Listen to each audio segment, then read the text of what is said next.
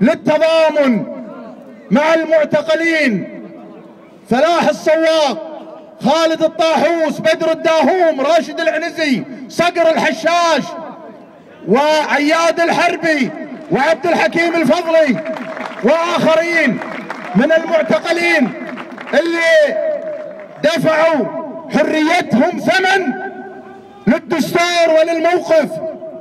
احنا نعيد مرة ثانية ونكرر للجميع، للقوى السياسية، لجموع ابناء الشعب الكويتي الحر، قوى الحراك الشبابي، للنقابات، اتحاد العام لعمال الكويت، اتحاد الطلبة، اتحاد الوطني لعمال الكويت، وجميع النقابات بدون استثناء، جميع القوى والقوى السياسية، وجودهم باكر هو تسجيل.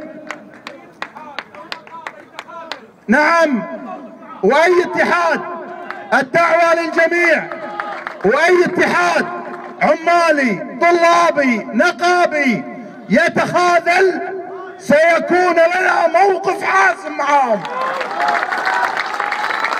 اليوم اليوم احنا نسميه غدا هو يوم الفرز. ابو حمود قسما بالله بعد هالموقف هذا وبعد التضحيه اللي قدموها الابطال واللي في السجون لا تشرح علينا نقابه. صحيح. ولا اتحاد طلبه ولا نقابه بترول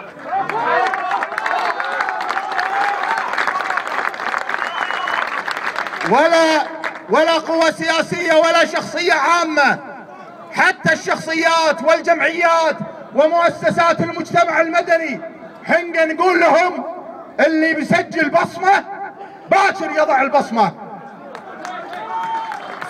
مرة ثانية في الأندلس ديوان البراك بعد المغرب للتضامن مع والاعتصام مع الأخوة اللي صدرت اليوم عليهم أحكام، النواب الشرفاء نواب الأمة اللي ما تخلوا عنكم في يوم من الأيام، ومع راشد العنزي، المغردين، صقر الحشاش، عياد الحربي، وعبد الحكيم الفضلي، وآخرين.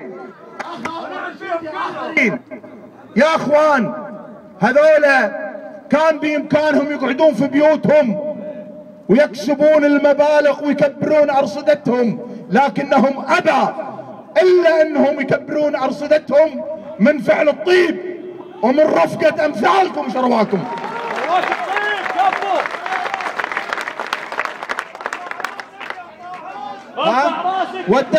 والدعوة للجميع رجالا ونساء، باكر مثل ما قال الأخ جمعان ما حد معذور باكر، والكل مطلوب منه أن يسجل بصمة لأنها للكويت والدستور وجميع وسائل الإعلام الداخلي والخارجي، إلا مجموعة من النقابات الفاسدة لا مكانها طال عمرك الطرد، مو مكانها عندكم.